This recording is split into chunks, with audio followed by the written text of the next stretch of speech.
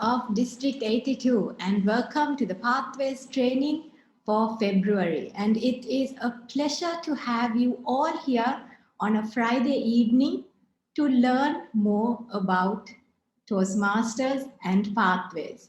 It is indeed a great privilege for us to have each and every one of you here today to share with us your experience and to listen to the experience that are very well-known presenters have to share with us today.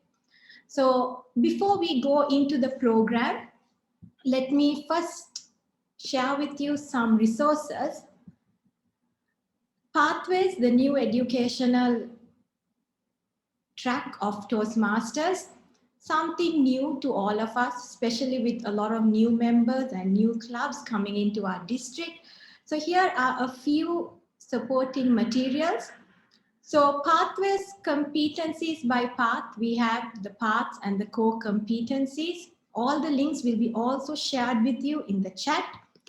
And the Pathways frequently asked questions, how to enroll in Pathways, how to do evaluations, effective evaluations in Pathways, responsibilities of the base camp manager, our previous sessions on how to organize your speech, how to use your voice when you're in your speeches, how to uncover your path, how to go through each level, each path, also how to script an effective speech, the art of storytelling, how to work with words. So all those links of our previous sessions and other links that will help you in your journey of Toastmasters will also be posted in the chat, like I said before, for you to take a look at it and learn and increase your learning on Pathways. And if you have any questions regarding the session or any pathway related questions, you can always send in your questions in the Q&A feature on Zoom. And of course, we will be having a Q&A session at the end after both our presenters have finished their sessions. And at the same time, whenever we can, we will always answer all your questions. Today's session, which is our February edition, we have two well-known Toastmasters of District 82 here to share with us very important lessons in life and in Toastmasters as well. So just a small introduction of why we are having these sessions is Pathways training, because each of these sessions are built around certain projects in your Pathways journey. So each session will help you understand why you will be going through these projects and what you are going to learn from these projects and how you should also attempt these projects with in what way you have to attempt your projects, because sometimes we are a little confused when we see the topics of our projects and we don't really understand what the learning behind all these projects are. So that is why we have these trainings every month.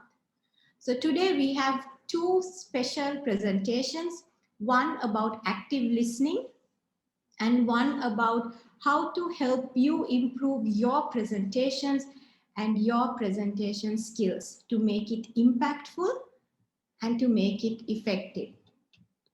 Let's see what we can do to ensure that what we present really sticks and that people will listen to us. To help us to understand better about some basics that can help improve our presentation skills, we have with us distinguished Toastmaster Mafaz Ifham.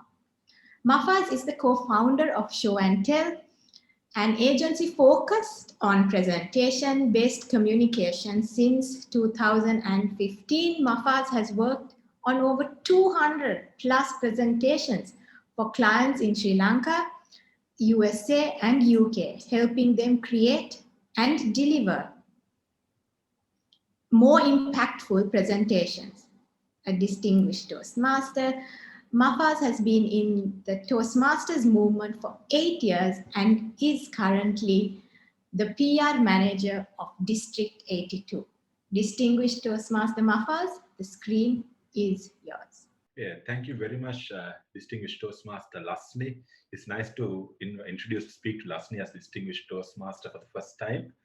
So, before I jump into my presentation, I'm very excited to be doing a session today, right after Sarma speaks about active listening. So I know that we are going to have a room full of active listeners. If you're all actively listening right now, just give a Y or a yes in the chat window. Awesome, nice, great. Brilliant. So today we're going to talk about something that we use a lot in our corporate life, in our educational life, and sometimes even in our personal life, which is presentations.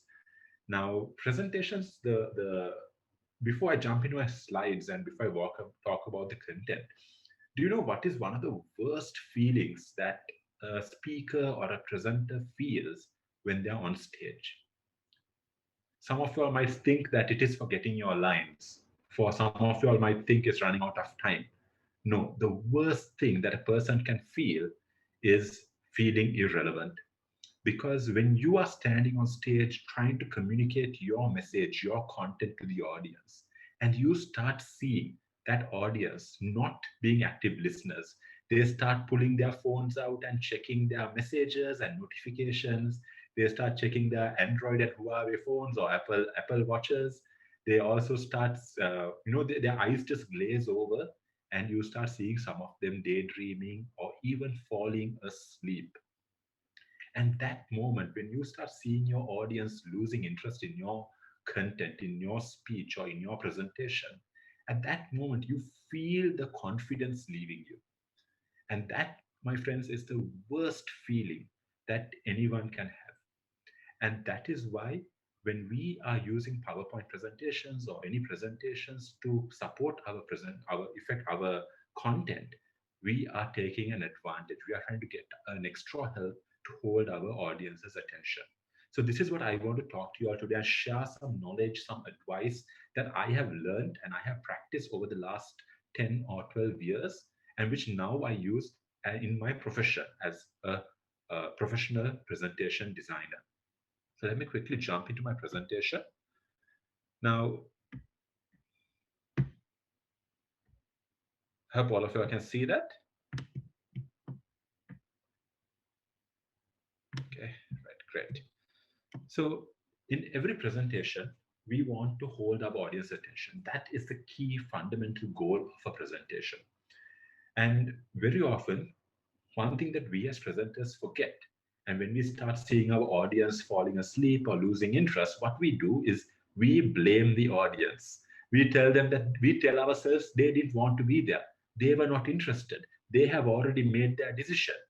We blame our audience rather than taking the responsibility. So this is the first thing that we need to remember. When we get a chance to stand in front of our audience, we have to remember that we get an we have got an opportunity to influence, to motivate, to inspire our audience, but we also have a responsibility. We also have a responsibility not to waste their time, not to put them to sleep, and not to make them feel like they have just attended a meeting which they did not need to be in. So this is where presentations can come in. And research has actually found that visual aids can actually help in a huge way to help communicate our message and connect with our audience. Now, research has been done, and it was found that 65% of the population are visual learners, which means that the minute you put up some visual aids, you are able to connect with 65% of your audience, and they will be able to absorb a lot more of your content.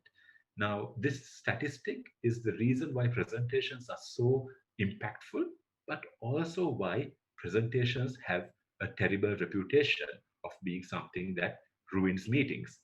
The simple argument here is that if you have a presentation, and if you don't have a good presentation, you are also going to disconnect with 65% of your audience. So this is where we need to learn how to improve our presentations Because just by being Toastmasters who learn to speak, who know how the art of vocal variety, the art of body language, and if we can master the art of visual aids, we instantly connect with 95% of our audience. Now, the first step in getting to becoming a great presenter and to start creating great presentations is to know your presentation.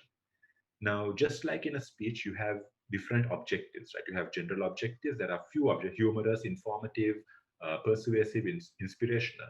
Just like that, even in presentations, we have three different types of presentations. So type number one is persuasive presentations. These are the presentations that are trying to persuade the audience. So sales presentations, investment pitches, project proposals, these are all types of persuasive presentations. The second type of presentations are narrative presentations. These are presentations where you're sharing your experience and you're using the visual aid to communicate some additional information. So, good example: wedding presentations, or those videos that they make. That's a narrative presentation because you see pictures of the couple when they were small, when they were going through school. You're adding pictures to support your content. A lot of the TEDx presentations that you see are generally also the narrative style of presenting. And the final type is the explanatory presentation. So these are the presentations like this very one, where you're trying to educate your audience. You're trying to share some knowledge, you're trying to explain something to them. So lectures, conferences, you see, in those kind of situations, you see explanatory presentations. Now, just like in a normal speech can have multiple objectives, even a presentation can fall into multiple categories. However, you will always have one dominant category because that is decided based on what you want the audience to do after listening to your presentation. So this is where you need to know this, because once without knowing this, you will it will influence how and what you put into your presentation. So you need to decide what is the end objective of my presentation and what kind of presentation am I going to make. Now, once you know this, you are ready to jump into the fundamentals of improving your presentation. So, in my experience, what we have found is that a presentation needs three things to get right to make sure that it comes together properly. So, number one is your message. How is your message constructed? You need to think about this. The second thing is the slide design. So, how does your slides look? And the final thing is the delivery. So when these three things come together, you start seeing that's when your presentations really elevate to the next level. So today we are going to go into each of these in a little detail. Again, like Sarma, this is a huge session, right? But we are trying to cover a few things here. And what I feel is the things that we share today will help you tomorrow to try and improve your presentations itself. So let's start with your message construction. Now, the first thing when it comes to a message, you need to realize, and this is something that most people don't do, is you need to find a villain. In any presentation, in any speech that you do, try to find a reason that the audience would want this person or your key character in your presentation or your speech to succeed. The reason is that as human beings, we are wired to go not to go towards something good, but to go away from something bad. So when you have a villain in your presentation, when you have something negative in your presentation that you want to help your audience to move away from, you immediately get their buy-in. They want to listen to you. They want to hear what happens in the rest of the presentation. Now, look at some of the best speeches that we know. The world champions of public speaking, Dhananjay, Muhammad Katani, Ramona Smith, all of them have their presentation in their speeches. You see villains emerge. Dhananjay's villain was himself, a boy without any focus, without direction. Ramona's was someone who was always failing, who was always finding challenges. Muhammad Katani's villain was somebody who just didn't know the power of a few simple words. So when we start having villains in our presentations, also we bring in the audience, we bring them and make them want to listen to what we have to say. And once you know who your villain is, you need to get your emotion right. So you need to capture the emotion of your audience. Now, this is something that most of us don't do. And for some reason, I have been trying to figure this out for the last 5 years. Whenever you put an audience, when you put a speaker in front of a presentation, you tell him, go and make a presentation, they suddenly become very robotic. They come and just read out the statistics, they read out what's on the slide, this is the title, this is the text. They lose all the humanity that is there in their content. You need to understand that as presenters, we are always presenting to humans. And while we would all love to assume that as human beings we are very logical rational beings, we are not. A lot of the decisions that we make are very emotional, and that is really rooted in the way that our brain is constructed. So our brain has we have different parts of the brain, and there's something called the emotional brain. The emotional brain is the most powerful brain in our body, or in our brain, and that is a brain that drives a lot of our decision making. And a good example of this, I saw Hingston is here. uh, when you have people who are getting married, suddenly these gentlemen who are bit overweight, they want to lose weight over the course of their life, but they never succeed. They're always failing. They start that, they lose, stop. They go to the gym, they stop. But then just before their wedding day, they go through this complete transformation. They lose weight, they are looking fine, they are looking really superb for their photographs. Why? Because now they are going with an emotional reason. Your emotional brain has more power over your commitment, over your focus, over your ability to consistently persist with something. So, as presenters, we need to learn how to tap into this emotional brain also. So, the emotional brain really comes down to things like storytelling, getting people to imagine certain things, right? The minute you start doing that, you start seeing the audience wanting to absorb your content. And once you have the emotional brain buy in, then you are ready to give them the facts and figures and the analytical reasons, so that the frontal brain, or the neocortex, or the new brain, is able to justify why the emotional brain's decision makes sense. So this is the art of making a good presentation. So you need to find a villain, you need to find a way to capture the emotion of what you're saying, so that the audience wants to listen. Once you know these two things, you need to start putting your content together. So this is where I always tell even my clients, never start this on a PowerPoint, because PowerPoint is designed in such a way that it forces you to start thinking very linearly, very logically. Start on pen and paper. Just write down everything you know about the topic that you're going to speak on. First, you write your assumptions, your anecdotes, your facts, figures, whatever you know. Then you do research. Your research might prove some of the things that you know, some of the assumptions, or it might disprove some of your assumptions. And once you start writing all your content, you start seeing patterns emerging, content coming together in a certain form. Now, when I started making this presentation, when me and the team got together, we started writing everything we knew about presentations. And one thing that we realized was, suddenly we started seeing a pattern. All the content was falling into three broad categories: design, message, and delivery. So that's how we ended up structuring this presentation. So this is the next thing you need to do. Organize your entire content on paper with everything that you know on a simple sheet, and then start looking for patterns. Now, once you have that content in place, you have to do a very hard thing, which is cut your content down by at least 20%. There are communication specialists who recommend cutting your content down by even 50%. The reason for this is, your audience is never going to care about your content as much as you do. Therefore, you need to make sure that you trim your content and you only have the most important things in there. So trim anything that might not be necessary. If you have 40 points in your paper, you have to get rid of 8 of them, right? If you're able to bring it more, 30, 40%, even better, so that you have the most concentrated content ready for your presentation. Now, once you do this, you have to do a very important step, a step that most people never do, which is write your script. Sit down and write a first draft of the script. Now, sometimes if you have to make a 30-minute or a 1 hour presentation, you can't be writing everything, but do a first draft.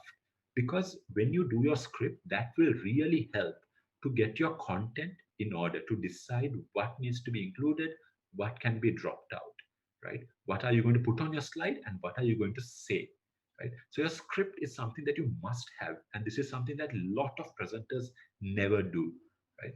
Now, once you have done these things, you are ready to start designing your presentation. So with your script in hand, open PowerPoint or whatever software you're using and get ready to start designing your slides. Now, designing your slides is like wearing a correct outfit for an event. Now, just while I was listening to Sarma, I was going up and down from my wardrobe to the camera and back, trying to decide whether I'm going to wear a tie or not.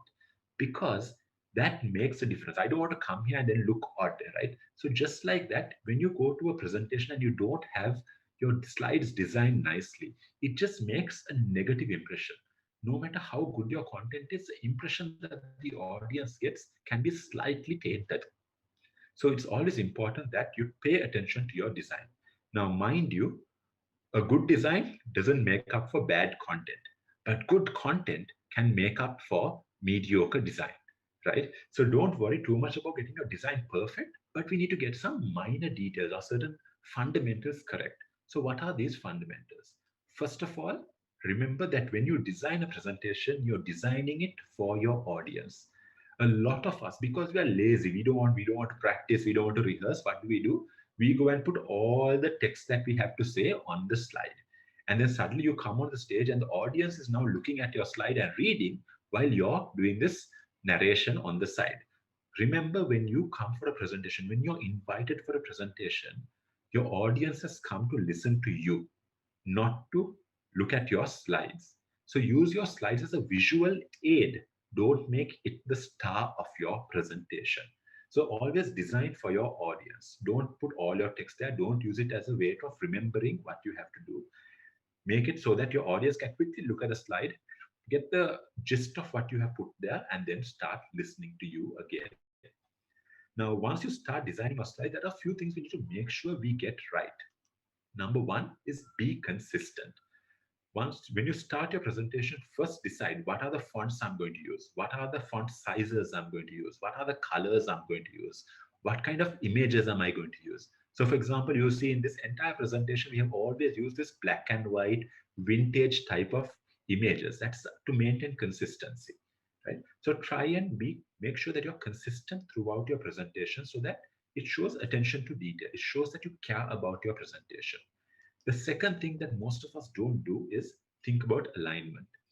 Just making sure that your texts are perfectly aligned, that there is a neat balance between all the content that is there, makes a huge difference. It shows your audience that you care about this topic and therefore they should also care, right? So try to, and PowerPoint has a whole heap of features that allow you to make sure that your alignment can be really, really on point. So use those, vertical align, they have left align, right align, top align, bottom align, distribute horizontally. Use those things so that your slide looks neat and tidy. And next, you need to make sure that you don't put everything on your slide. So like I said earlier, be a tease, right? Just give the audience a little bite so that they look at it. Okay, what is that point? Okay, let's listen to him. What does he have to say? This is something that a lot of us don't do because we don't plan our script. We don't plan what we are going to say. So we try to put everything on the slide and then we figure out what we are going to say on the stage in front of our audience. So make sure that you be a tease, give them a little bit and bring them in and then keep them interested. Then next you need to make sure that you don't distract. So this is something that happens to a lot of us when we start designing presentations. We think any empty space in our slide, any blank area is a bad thing. So what do? We put an image here, we put an icon here. Everything on your slide has to have a purpose, and that purpose has to be to deliver some kind of content or some type of value to the audience. So make sure that everything on your slide has a purpose and that it is working towards communicating your message to the audience. And then you have to also, one really cool technique that you can use to try and elevate the standard of a presentation is to experiment with fonts. Now fonts, a small asterisk in the corner here, we have to be very careful because fonts are a critical aspect of communicating your message to your audience. And sometimes being too creative can be a bad thing. So a few things that you can try is move away from the common fonts. Don't use Arial, don't use Times New Roman, don't use Calibri. experiment with a few other fonts. Then a few things you need to also keep in mind is try to make sure that all the text in your slides start from font size 30 and above. The reason this is recommended is when you do this, it has two things. It makes sure that your text is visible to the entire room. And second, it makes sure that your your slide doesn't get overcrowded. Because if you have to write a long sentence at size 30 font, you're not going to have room. So this forces you to make your sentences shorter, more precise, and concise. Second is set fixed roles. If you select a font for the title, use that font consistently. If you select a font for your body or your content, use it consistently. And always try to limit yourself to 1 to 3 fonts. Don't go beyond that because fonts are something that has a lot of impact in your presentation. Personally, most of the presentations that we make, we limit to just 1 or 2 fonts. And if we possible, we use one font, but we use different thicknesses. So this is certain techniques that you can use to make your presentation more readable and more engaging. Another technique that we don't use a lot in Sri Lanka in our presentations is to write descriptive headlines. Now, very often you see a headline that says benefits of, what to do, the process. These are the kinds of headlines that we see. So rather than using headlines like that, try to write a headline that summarizes the content on your slide. One practice that some of the presentation gurus of the world talk about, they suggest that a presentation should be that if an audience member reads only the titles of your presentation, they should be able to understand the key message of your content, right? That is the kind of content that you want to write. Your headlines can be a huge influencer of your content as well and how your audience absorbs your content. So write descriptive but concise headlines. Another good technique is to start using visual hooks or what we call visual metaphors. So rather than putting up just boring blocks of text on your slide, try to bring in images, try to bring in content, visuals that will engage the audience's imagination. So, for example, if at the end of today's presentation you can't remember anything else, you will at least remember that Mafaz came and made a presentation that had a Captain Hook character from Peter Pan in his presentation. So try to use visual hooks because, like we all know, right, an image is worth 1,000 words. So rather than saying, putting a whole sentence here, you can simply put an image and communicate that entire content to the audience. And be unexpected. Sometimes we get carried away with using very cliched images. So you see a lot of presentations with, your corporate presentations, teams high-fiving each other. When was the last time that you saw a team high-fiving each other? Never. I have never seen it in my professional career, right? So it's always good to look at images that are a little outside. So, for example, if you want to show a team getting together and having a bond, you can show a herd of elephants. That's a very good example of a bond, and it will immediately excite your audience because they'll be like, "What is the connection?" And they will start. Their brain will get activated and try to make that connection, and then that will help them pay more attention to what you say.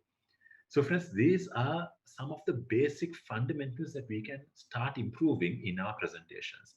But we need to remember that no matter how nice your slides look, no matter how great your message is, if the next thing is missing, all of it is for nothing.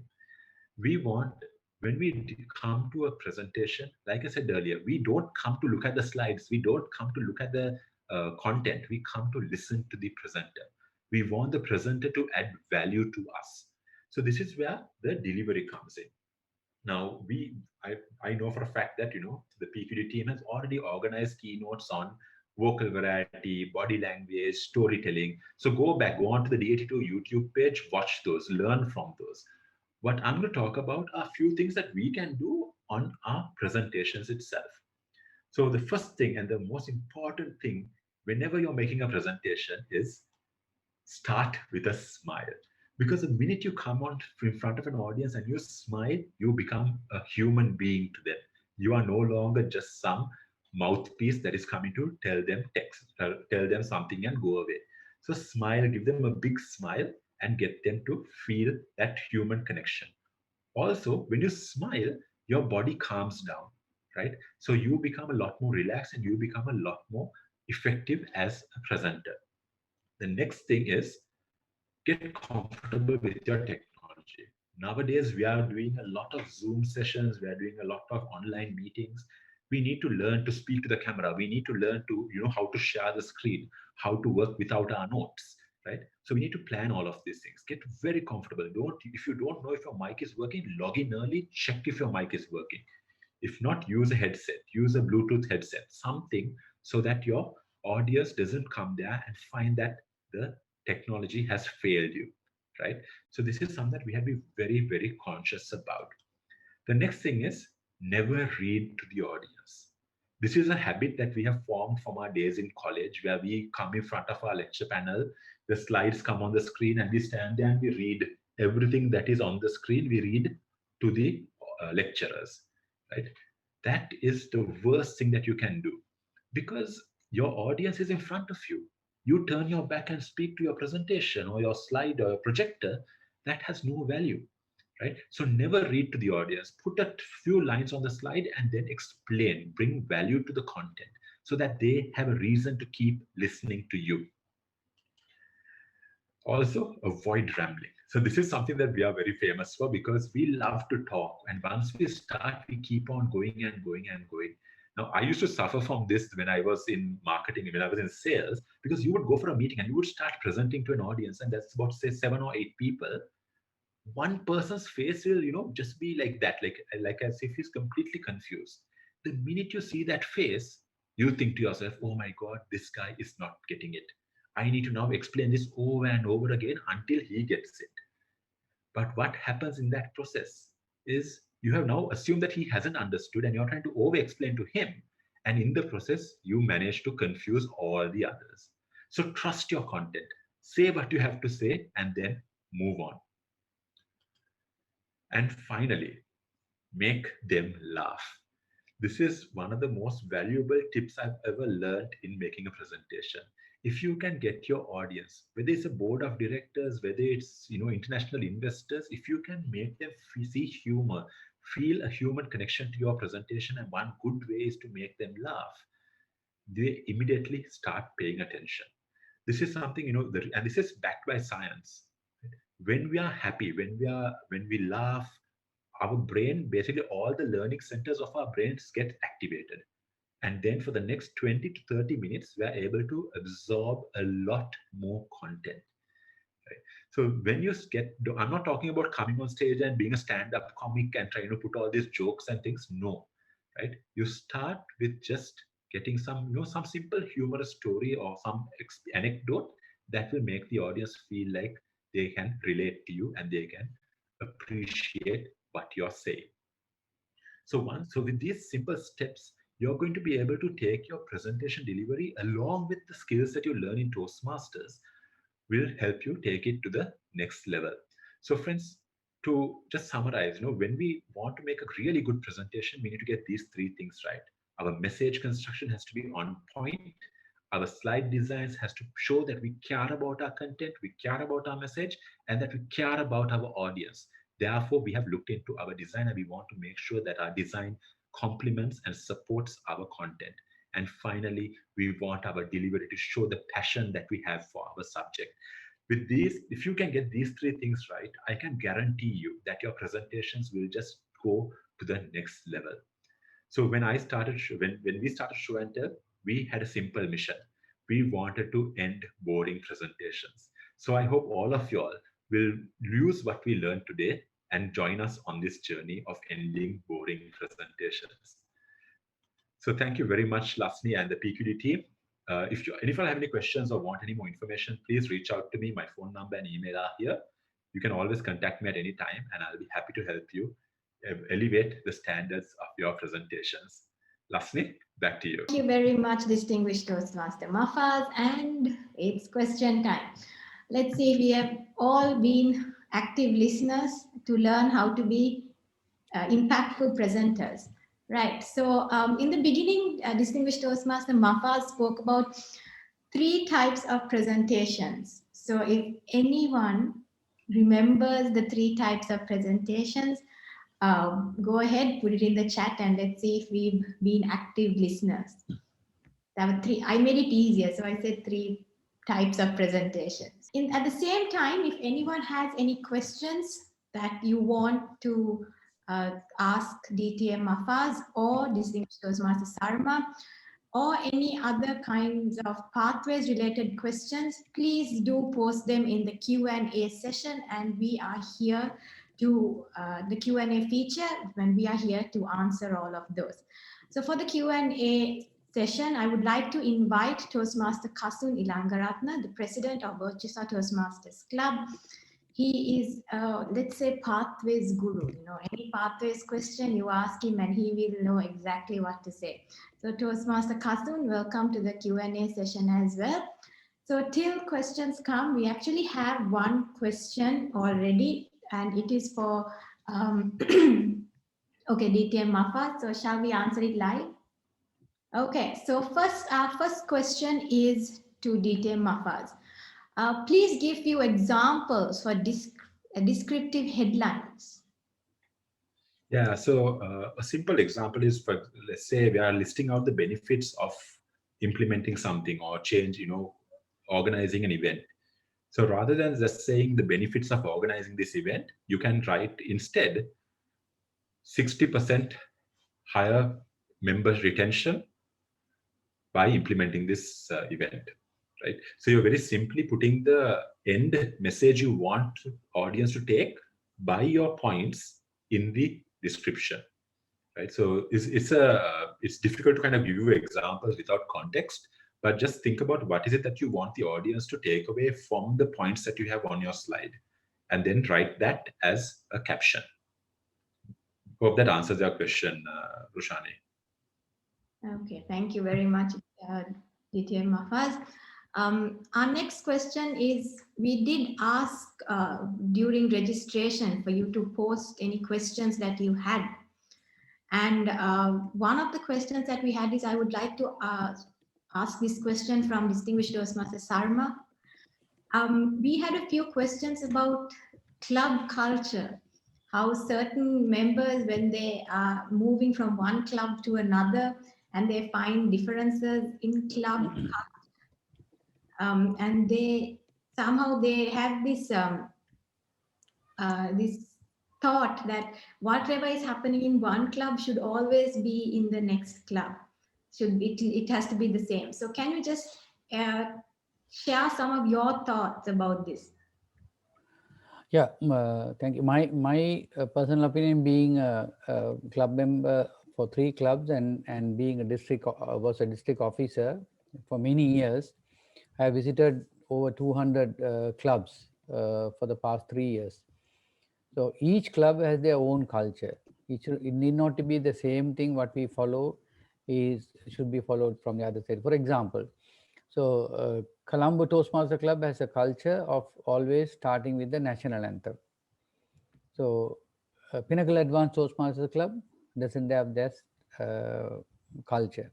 Colombo Toastmasters always have a head table, and the gavel is passed with a sort of a disciplinary way they conduct the meeting. But when I go to other club meeting, some club, they don't use the gavel at all. So it depends on the club. The culture may differ, but there is no hard and fast rule how the club should run a meeting, but it depends on how the club has been brought in, maybe a community club, maybe or what you call corporate club.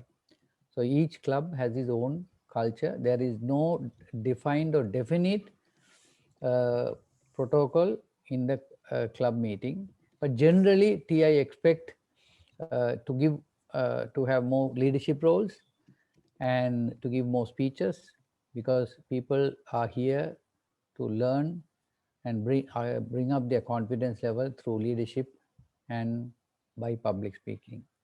So there is no hard and fast rule of any definite rules that have been brought in by Toastmasters International. Club culture can change each as per the club.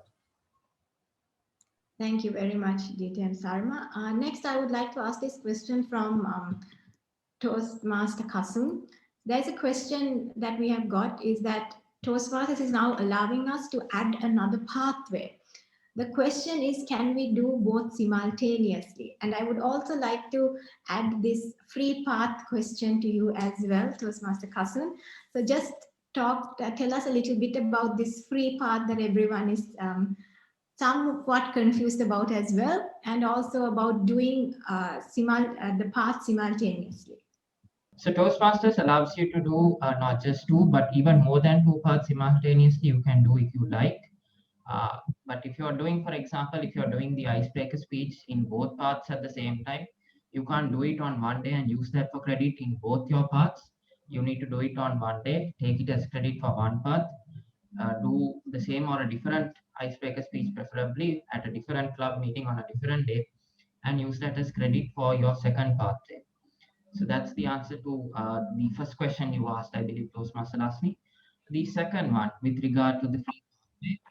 So there's actually a whole FAQ document published by Toastmasters on this free path that they are releasing. So a short and sweet version of it, if you are a member of Toastmasters from September to October, and if you paid the renewal of your membership latest by December 31st of last year, you are going to be eligible for one free pathway, and you need to log into the Toastmasters website and claim it in the way that you would get any other Toastmasters pathway as well. But if you haven't done it already, do it quickly, because this offer is going to expire by 31st of March. So log in and get that free pathway as quickly as possible. And I'll share the link for that FAQ document on the chat box as well now. So you can have a look at that as well. But for now, just remember, if you haven't, get it by 31st of March latest. And back to you, Toastmaster. Distinguished Toastmaster. Toastmaster Kasun. Distinguished Toastmaster Mafaz. There was a question that asked, okay, are there any restrictions or limitations for using presentation aids or technology when delivering pathway speeches? Okay, so this is my particular area of specialty, since pathways is Kasum's area. But personally, what I feel is you have to be a bit careful, right? Most of us don't use presentations properly. We tend to use presentations as a way of reminding us our script or what we have to say. So if you're using a presentation very effectively, I don't think it's a negative. If it is, the presentation should be there to add value to your speech. If it is not serving that purpose, then maybe it is not really required. So we, as most of our presentations, most of the speeches we do in clubs, we don't use presentations because we want to practice our vocal variety, our body language, all of that. And visual aids sometimes restricts it. Yeah. So I think it's a case-by-case basis. It's very difficult to give a blanket answer for that. But personally, I think if you're doing a speech and you need a visual aid, it's totally fine. But doesn't mean that a visual aid has to be used in every single speech. I hope that answered that question. Back to you, Yes. Lasmi. Yes, exactly. So why I put it to you is because it was about visual aids, but I'm sure Kasum will also agree that it's pathways or not, we need to be more mindful about what the objective of our speech is, and not just because we are online or offline or just we have this mentality that if we are online, we need to make it as interesting as possible and use a presentation. So it's always good to be mindful of what your project objectives are before we use visual aids. Right. Toastmaster Sarma, distinguished Toastmaster Sarma, I'm very sorry. The question I have for you is we had this during registration, the question came up. It's about how the new club officer roles for a new club, how are they supposed to fill these new roles, or how are they supposed to decide who is going to be the club officers for new clubs? It was just a question I think that maybe new members have. Just a short answer about what you think it is, how you think we should go about this as a new club. starting a new club is a process. Few people or the 20 people get together and wanted to start a club, or sometime it happened through a speechcraft program. They run the speechcraft program and then convert the speechcrafters into as a club and club members. So taking the roles is voluntary.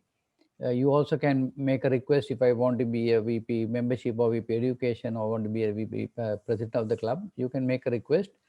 But generally what the lead or the whoever organizing this club, a new club, identify the people who are capable to run the club for first year.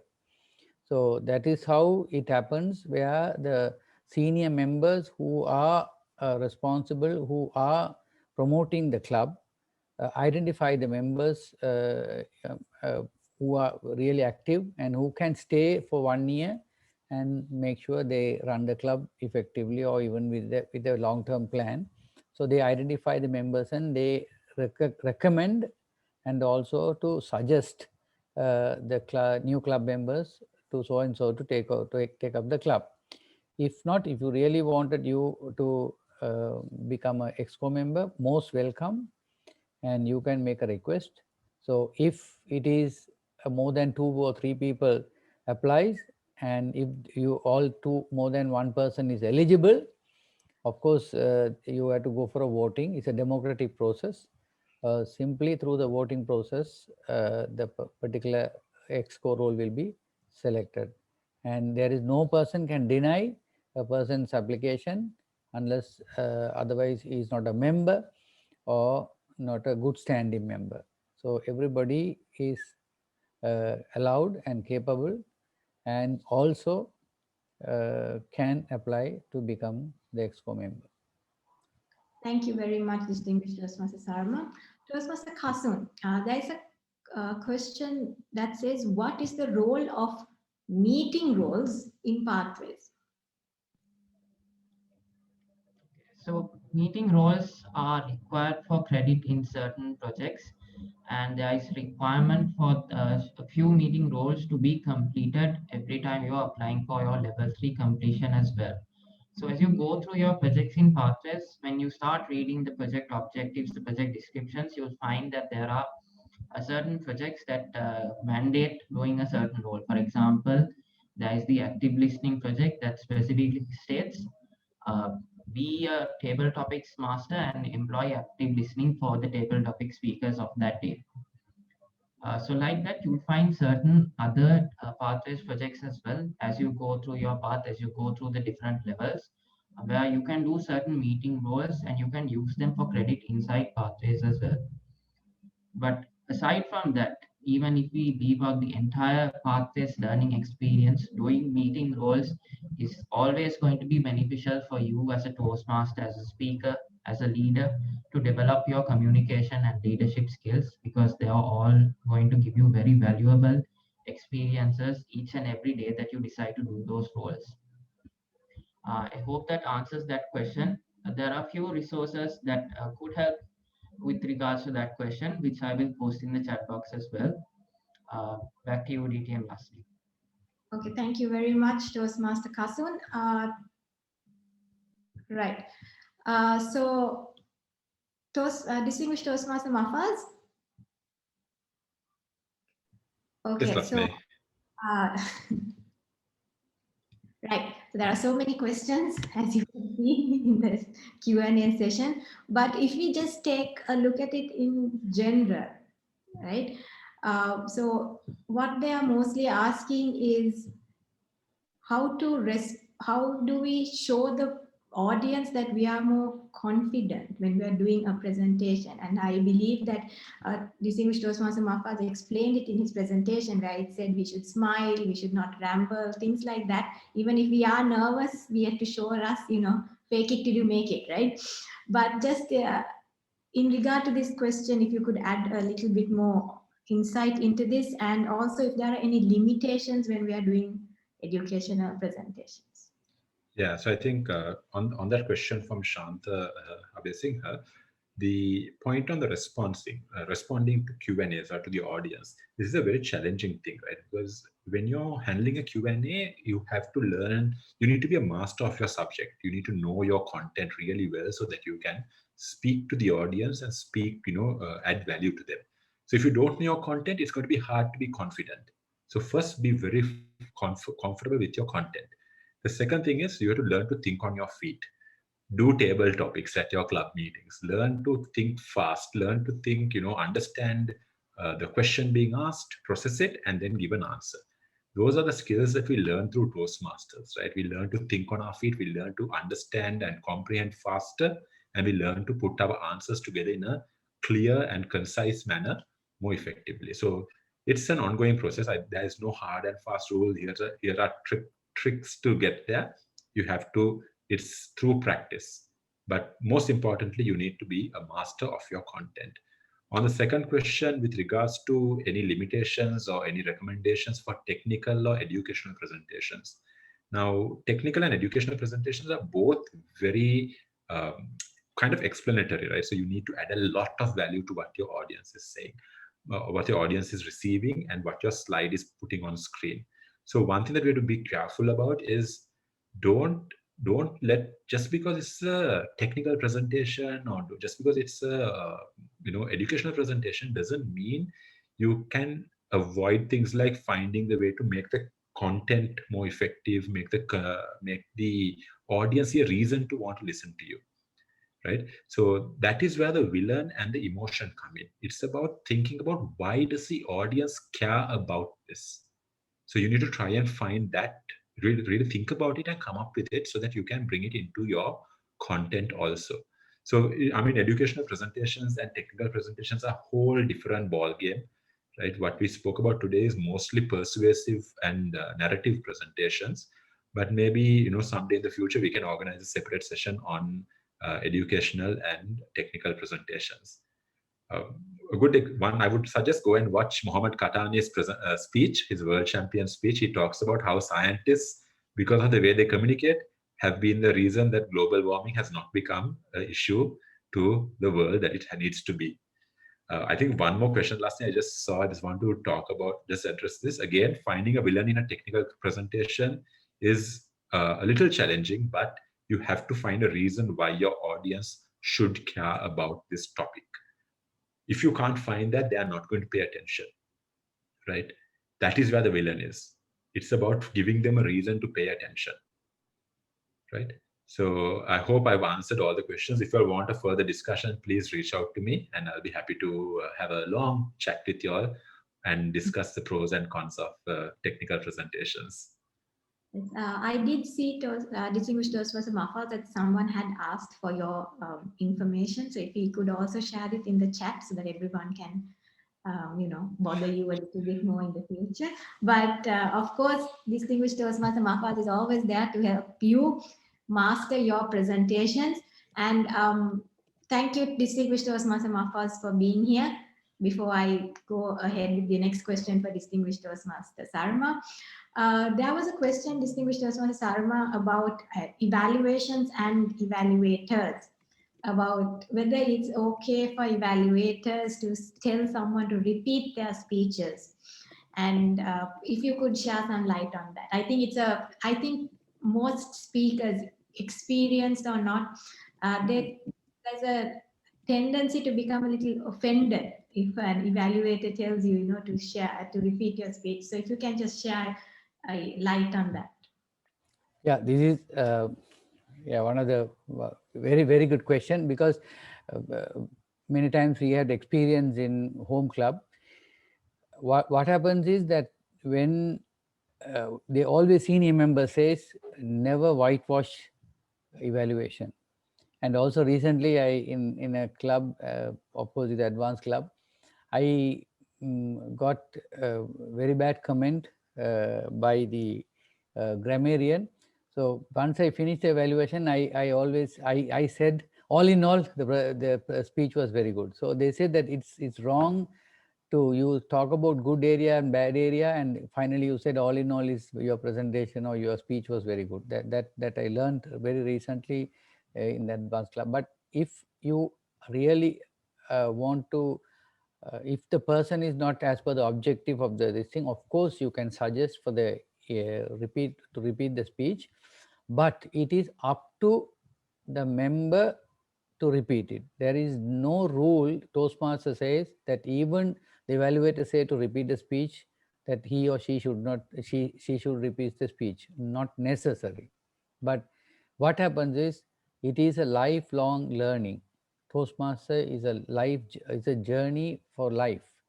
So if you really want to make a change, or if you want to really improve yourself, and listen the evaluator as per the objective, and if possible, repeat and improve yourself.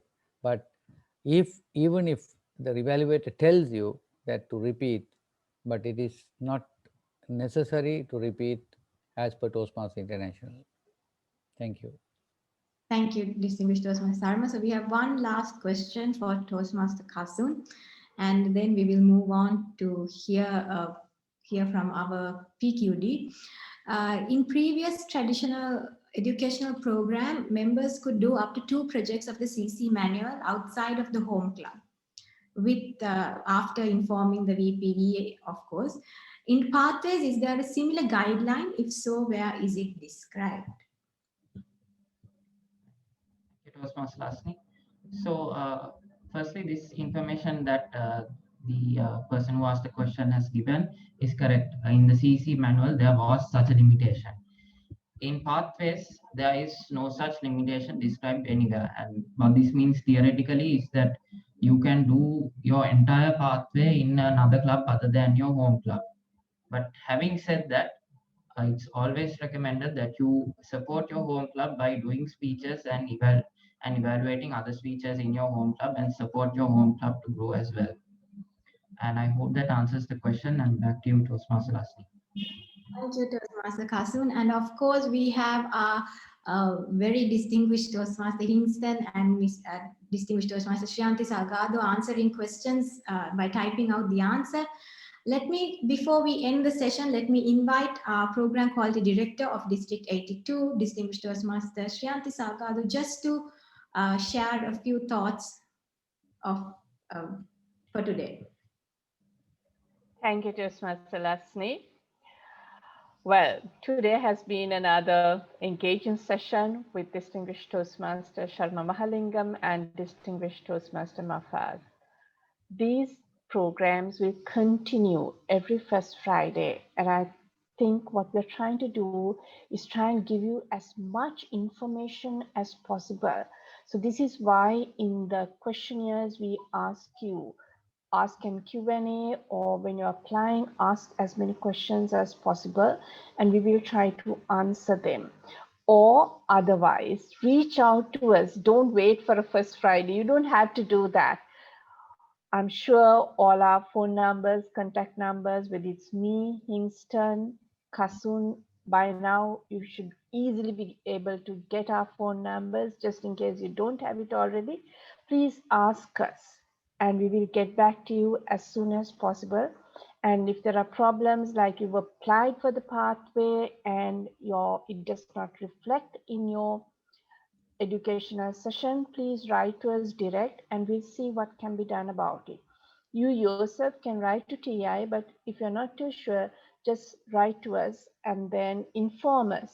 You don't have to wait for a first Friday. Ask us, tell us, and we will try to sort it out as soon as possible. But as Toastmaster Kasun said, apply for that second path. You don't have to do it immediately. But do not lose this opportunity which has been given, where you get an entire path free. That's $20. You do not have to pay. Apply for it. There's enough time to go through all the pathways and see which suits you best.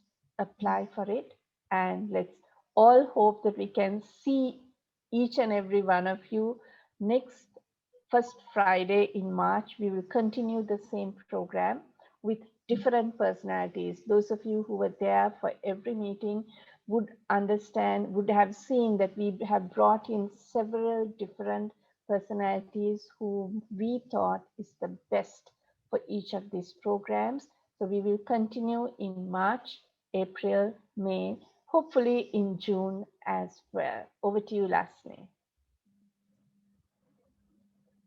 Thank you very much, distinguished Toastmaster Shriyanti Salgado. And at this time, I would like to take the opportunity to thank our District Director, distinguished Toastmaster Nurul Munawara, our Program Quality Director, distinguished Toastmaster Shriyanti Salgado, our Club Growth Director, of course, distinguished Toastmaster Nisa Virakon, for always supporting us and looking out for District 82 to ensure that we receive the best and we are quite aware of everything that we need to do. And of course, I must mention distinguished Toastmaster Hinston Dowell, the brainchild behind all these sessions, who really puts his heart and soul into ensuring that the best resource personnel are chosen and to ensure that the district gets the best. And a very silent hero, backstage hero, Zoom master for today, Toastmaster Samira, the president of Expo Lanka Toastmasters Club, for his very silent but effective and very impactful work as the Zoom master for today's meeting as well. And of course, to all of you who's joined in, and I hope that you learned a lot and you can take this to your clubs as well. And we have our feedback form. If you could please fill that out before you do leave. We really would appreciate all the feedback that you have for us, and it is posted in the chat.